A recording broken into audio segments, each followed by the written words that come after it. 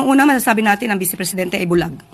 Di niya nakikita kung anong ginagawa ng Pangulo. Nakakalungkot lamang dahil yan ay galawang Duterte, showing the characteristics of an emotional vulture. Isang buitre.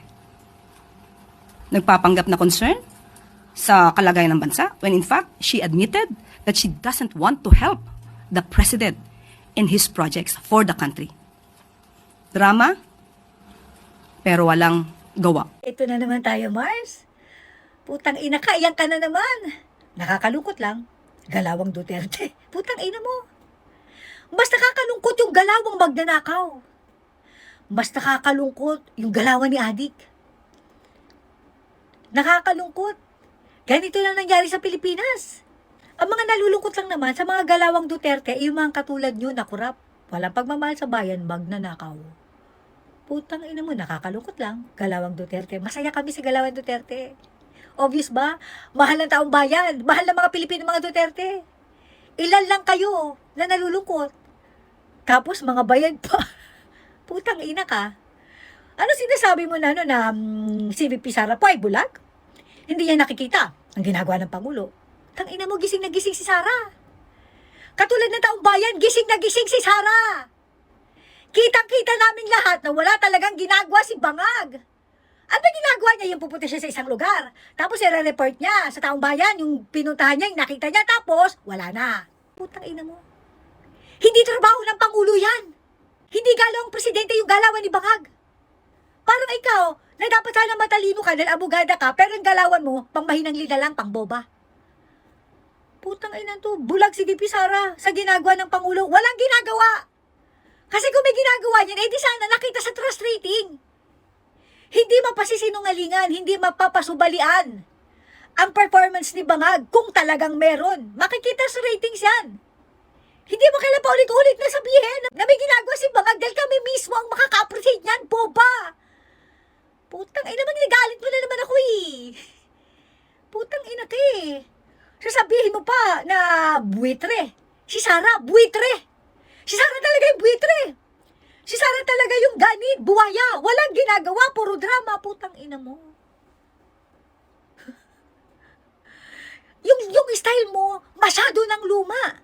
Palibasa nga tamad ka.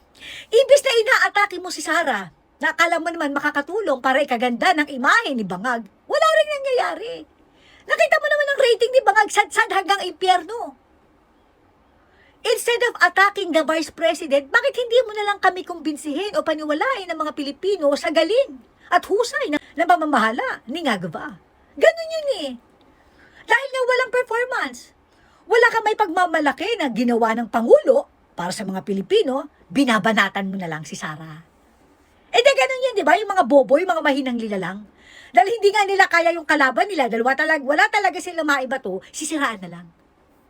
Galawang bobo, galawang pangmahinang nila lang. Putang ina ka, sasabihin mo pa na nagpapanggap lang si Sara, na concern sa bayan, pero ang totoo, inamin niya na ayaw niyang tulungan ang Pangulong Bongbong Marcos Jr. sa kanyang mga proyekto. Tarantado. Ano ba proyekto meron si Bangag?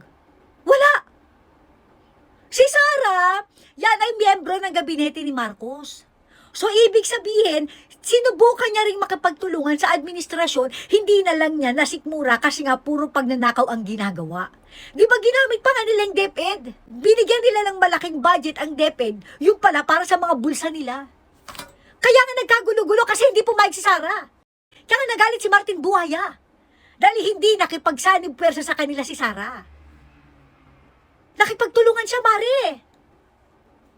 Hindi lang talaga pareho ng gustong mangyari ni Sara at ng administrasyon. Sasabihin mo nagpapanggap lang si Sara na concern sa bayan, pero hindi pala. Hindi ko magsasabi niyan. Puro drama si Sara, walang gawa. Hindi rin ikaw magsasabi niyan, Mari. Kami, ang taong bayan ang magsasabi niyan. Katulad na sinasabi mong nagtatrabaho ang Pangulo, taong bayan ang magsasabi niyan. Dahil taong bayan ang makakakita, makakadama niyan. Hindi ikaw, Mari. Putang ina mo, ginagalit mo talaga ako eh. Pag nakita kita, sasapatusin ko yung mukha mo eh. Papakainin kita ng takong. Putang inan to. Hayop na to, tawagin mo pang buitre. Gaga, lahat ng sinabi mo, yan ang description nyo. Buitre, Kunyari concerned sa bayan, pero hindi naman. Puro drama, pero walang gawa. Sinong bulag? Kami ba? O ikaw, Mare? Putang ina mo, hindi ko alam kung ano yung nakikita mo na trabaho ng Pangulo. Hindi ko alam kung ano sinasabi mong trabaho ng Pangulo. Yung ginagawa ng Pangulo, hindi namin alam. Ikaw lang nakakaalam yan eh. Kasi nga, tinatrabaho ng Pangulo para lang sa inyo. Mabilis na minaleta mga pera para sa inyo rin. Kaya yung trabaho na sinasabi yung sobra yung ina-appreciate. Naturalmente, kasi nga kayo ang nakikinabang. Nakakalungkot? Galawang Duterte, nakakalungkot talaga. Para sa inyo. Pero pa kaming mga Pilipino, masaya kami sa Galawang Duterte kasi sino nakikinabang kami? Ang taong bayan.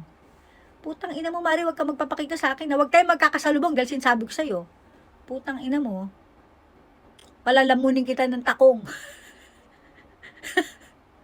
Ayop na to, sisigyan ko ng wato si bunganga mo. Puta yan to. Kakagigil.